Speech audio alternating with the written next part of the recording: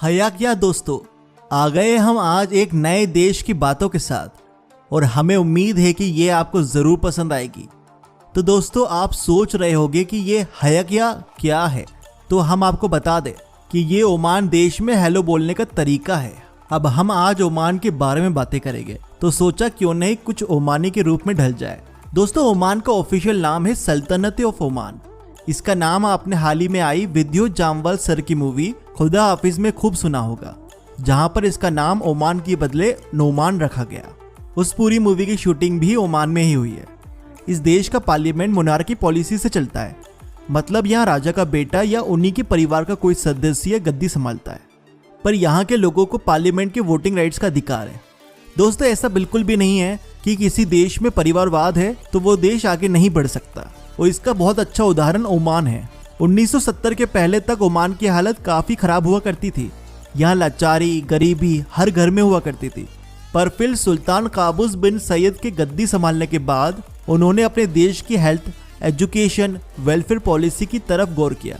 1997 के दौरान ओमान के सुल्तान ने औरतों को वोटिंग राइट्स का अधिकार भी दिया, और ये भी कहा कि औरतें सिर्फ वोट ही नहीं बल्कि चुनाव में खड़ी भी हो सकती है। जिस तरह हमारे देश में 18 साल की आयु में आप वोट डाल सकते हैं, उसी तरह इस देश में 21 साल के ऊपर के लोगों को वोट करने की इजाजत है। Sir sultan Qaboos bin Said की मृत्यु इसी साल 2020 में हुई, और इस दौरान ओमान में 3 दिन गम के घने बादल छाए हुए थे। इनके गुजरने के बाद इनके चचेरे भाई हातिम बिन तारिक अल सईद ने इनकी गद्दी संभालना शुरू किया। दोस्तों, इस देश के 1996 कॉन्स्टिट्यूशन के बेसिक लॉ ऑफ स्टेट के मुताबिक ओमान एक एब्सोल्यूट मोनार्की यानी कि सल्तनत है, लेकिन ओमान की सल्तनत से ओमानी लोगों को बहुत फायदा भी पहुंचा है, जिसकी वजह से उनको ये मोनार्की काफी पसंद भी है। ये देश अरेबियन पेनिनसुला वेस्टर्न एशिया में बसा हुआ है। इसके पड़ोसी है यूएई, यमन, सऊदी अरेबिया, और इसकी समुद्र बॉर्डर ईरान और पाकिस्तान से भी लगती है। यही नहीं, ओमान काफी सारे वाटर बॉडीज के साथ अपनी बॉर्डर शेयर करता है, जैसे Arabian Gulf, the Gulf of Oman and the Sea of Oman. इस देश का कैपिटल है मस्कट। ओमान में अरेबिक भाषा को मातृभाषा का दर्जा दिया गया है। दोस्तों, ये देश करीबन 3,09,000 स्क्वायर किलोमीटर के एरिया में बसा है, जो कि लगभग भारत के राज्य मध्य प्रदेश के बराबर है। दोस्तों, इस देश की पॉपुलेशन करीबन 51 लाख है। इस देश में रहने वाली पॉपुलेशन का एक बहुत बड़ा हिस्सा मुस्लिम है। यहाँ करीबन 70% लोग इस्लाम धर्म को मानने वाले रहते हैं। वैसे आपको यहाँ इंडिया, पाकिस्तान और श्रीलंका के लोग भी दिख जाएंगे। दोस्तों, ओमान में फिशरीज, खजूर, एग्रीकल्चर प्रोडक्ट्स और टूरिज्म इंडस्ट्री का यहाँ की इकोनॉमी को बनाने में बहुत बड़ा हाथ है। ये यहाँ की मेन अर्निंग सोर्सेज भी है। वहीं दूसरी ओर बाकी अरब देश जैसे यूएई और सऊदी अरब में तेल की खदान ही वहाँ की इनकम जनरेट सोर्सेज है। ओमान देश का टोटल जीडीपी है करीबन $77 बिलियन, जो इसे पूरे विश्व में 66वां सबसे बड़ा देश बनाता है। वैसे यहाँ से सबसे ज्यादा एक्सपोर्ट ऑयल और गैस का करा जाता है। आपको ये जानकर हैरानी होगी कि यहाँ के लोग हर साल एस एन एवरेज $41,680 कमाते हैं, यानी करीबन 31 लाख रुपए, जबकि भारत की पर कैपिटा इनकम 5,40,000 रुपए। आप इससे ये अंदाजा लगा सकते हैं कि ये कितना अमीर देश होगा। दोस्तों, इस देश की करेंसी है रियाल। यहाँ का एक ओमानी रियाल भारतीय रुपए में करीबन 192 रुपए के बराबर है, जो कि कुवैत और बहरान के बाद तीसरी सबसे महंगी करेंसी है। दोस्तों, टाइम जोन की बात की जाए तो ओमान भारत से करीबन 1 घंटे 30 मिनट पीछे है, और ओमान भारत का एक सच्चा दोस्त भी है। इसे टेररिज्म फ्री देश भी कहा जाता है। ग्लोबल टेररिज्म इंडेक्स के मुताबिक ओमान अरब दुनिया की सबसे सेफ कंट्री है।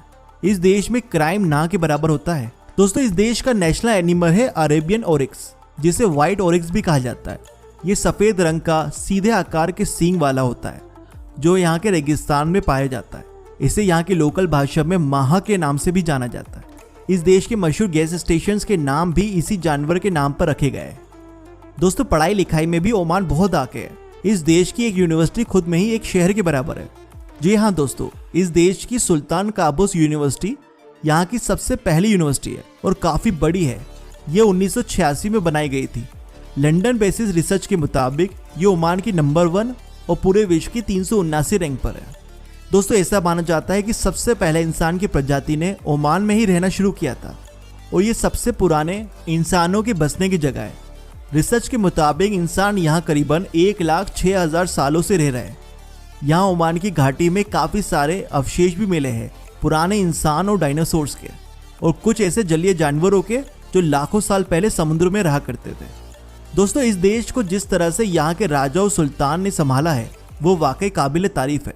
कहाँ एक समय में ये एक बेरोजगारी, भूख से भरा देश हुआ करता था और आज इस देश का लिटरेसी रेट करीबन 91% है और तो यहाँ बेरोजगारी की दर भी बहुत कम है। ये जानकर आपको हैरानी होगी कि ओमान में ओमानियों को नौकरी दिलवाने में वहाँ की सरकार उनकी सिर्फ मदद ही नहीं करती बल्कि बेरोजगारी भत्ते के रूप में करीबन 230 रियाल यानी 44,700 रुपये हर महीने देती है। अगर हमारे देश की सरकार इतना ज़्यादा बेरोजगारी भत्ता देना शुरू कर दे तो हम में से कई ऐसे लोग हैं जो कभी रोजगार ढूंढे ही ना। दोस्तों, डर के आगे जीत है, ये किस ब्रांड की टैगलाइन है? ये माउंटेन ड्यू कोल्ड ड्रिंक की है क्योंकि ये ड्रिंक ओमानी को बहुत ज़्यादा पसंद है।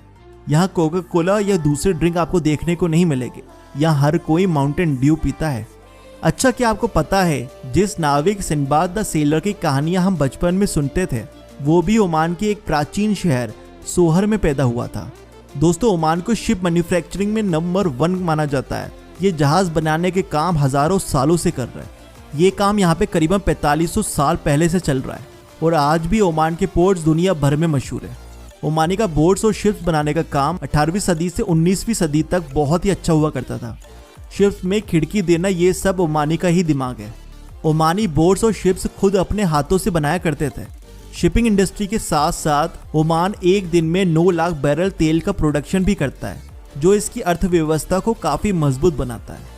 दोस्तों, अब हम आपको कुछ यहाँ की मशहूर जगहों के बारे में बताना चाहेंगे। मस्कट, देश की राजधानी जाए बगैर तो वैसे ही टूर अधूरा है।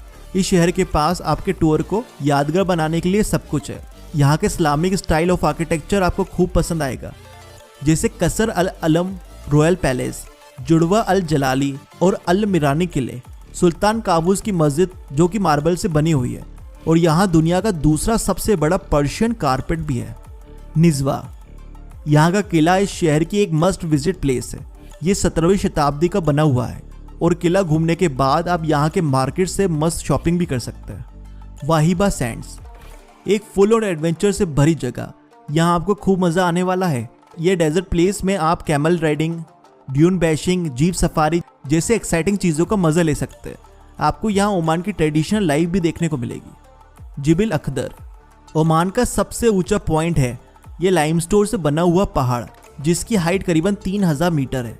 ये अल हज्जर माउंटेन रेंजेस का एक हिस्सा है। यहाँ आप वादियों के बीच मस्त फोटोशूट कर सकते हैं और साथ ही साथ हाइकिंग, ट्रैकिंग जैसे एडवेंचर का मज़ा भी ले सकते हैं। दोस्तों, अगर आप ओमान में हैं तो अपनी बीवी या गर्लफ्रेंड या महिला दोस्त के साथ थोड़ी दूरी बनाकर ही रखें क्योंकि यहाँ के लोग सरेआम एक दूसरे के करीब जाना पसंद नहीं करते। ये लोग आपस में भी कम से कम 1 आर्म डिस्टेंस की दूरी रखकर ही बात करते हैं और अगर किसी महिला से कर रहा है तो ये डिस्टेंस थोड़ी और ज़्यादा बड़ी हो जाती है। मॉडर्न लोगों के लिए ये ओमानी आदत बैकवर्ड होगी, पर ओमानी इस चीज़ पर नाज करते हैं कि वो टेक्नोलॉजी में उस समय के साथ आगे तो बढ़ रहे हैं पर अपनी संस्कृति से आज तक जुड़े हुए हैं। दोस्तों, ओमान में जब आप घूम रहे हैं तो कपड़े कुछ ढके हुए ही पहने जिससे आपकी बॉडी ज़्यादा रिवील नहीं हो। वैसे तो ऐसा कुछ कंपलसरी नहीं है, पर यहाँ के लोगों के कल्चर के मुताबिक यहाँ लोग ऐसे ही रहते हैं। वो आपको कुछ बोलेंगे नहीं, पर आपके ऐसे तरीके पे मन से निराश ज़रूर होगे।